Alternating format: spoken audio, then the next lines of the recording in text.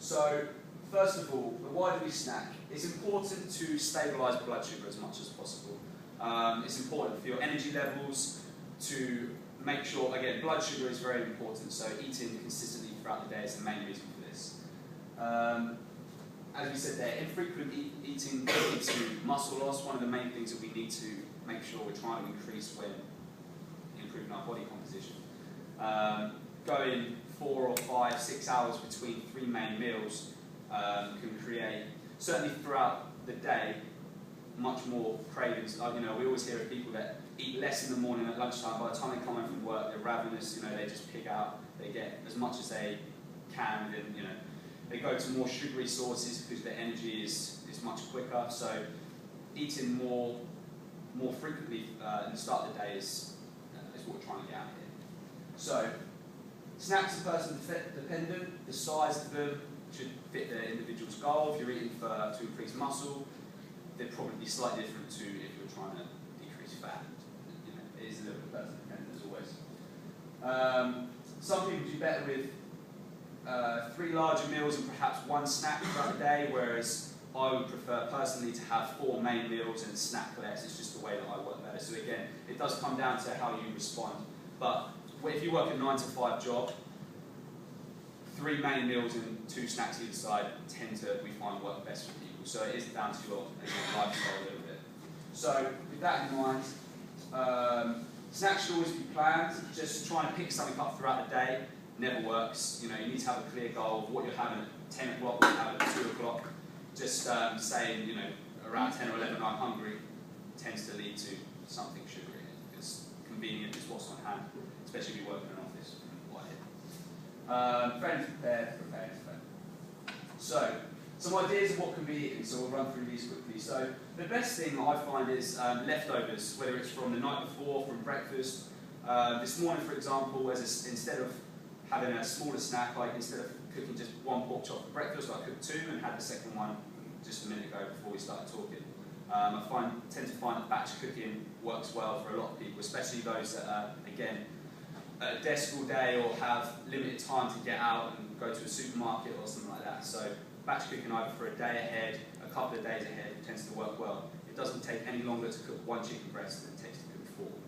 I'm not saying you should cook 4, but if you put them in the oven, you know, it's the same time to prepare. So batch cooking works well for a lot of people.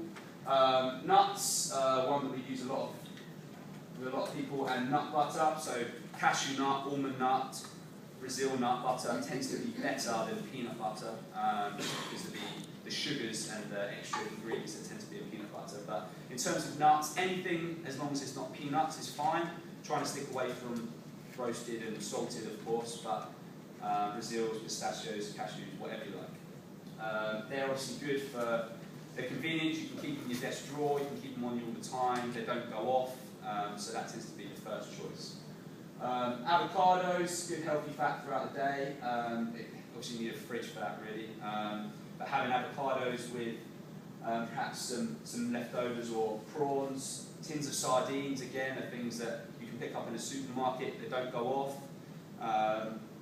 Beef jerky, hard-boiled eggs, carrots, cucumber, celery, any combination of a lot of those really. So a few ideas really as you go through, but I tend to find that those on their own don't really equate to much, which is why I prefer batch cooking, just setting up smaller meals more frequently. So, but for those who work in an office and those that have got a fridge and stuff available, those would be good options. What I sometimes suggest to people is to get a cool bag or a cool box that you can put in the car or take to work if they haven't got a fridge available. It means you get a little bit more variety than just having some nuts, which we tend to struggle with a little bit. So, what we did, or what we were going to do anyway, obviously me and Ben being unprepared, we were going to give you an example of the snacks and photos of what we've been eating for the last couple of weeks. So this is what Katie does, which looks good. So she's got some photos up, which actually looks really good, and it's a little bit embarrassing that me and Ben haven't done it.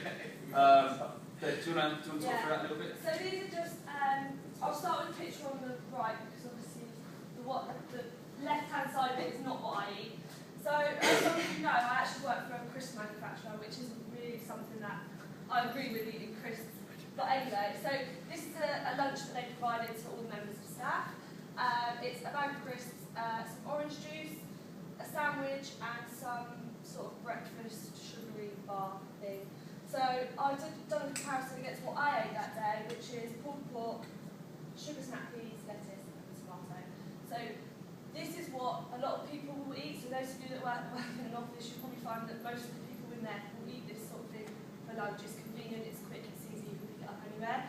This is the sort of stuff that you would probably want to be eating. And yeah, people will look at you because they'll think you're weird because you're not eating what everyone else is eating, but they'll get over it.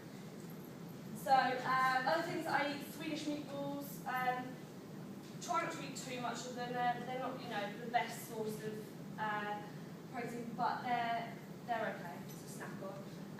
So also, we mentioned in the last one actually about little sandwiches with lettuce leaves. So it's going back to that, you know, as Jane said, he likes the thought of a sandwich and he used to eat sandwiches. So that is kind of the same thing, but it's just a lot better. It's without the bread, wrapped up in a bit of lettuce. So you can put anything in there, chicken, whatever.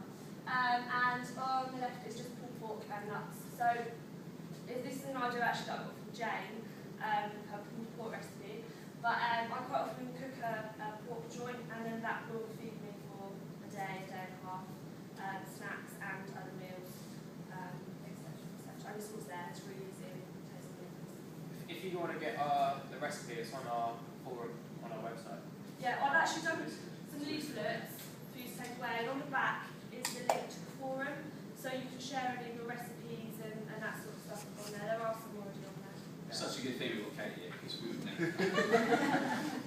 Looks really good. Okay, so does this look, you know, this sort of resolute for a lot of you? Does it, you know, do you, what do you start to struggle with, people here, you know, in terms of snacks? I mean, what to eat or availability? I mean, we get lots of questions about it, so.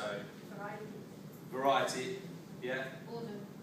Boredom. So like, when it comes to snacking, obviously, where I've got a nut allergy, I can't snack on nuts.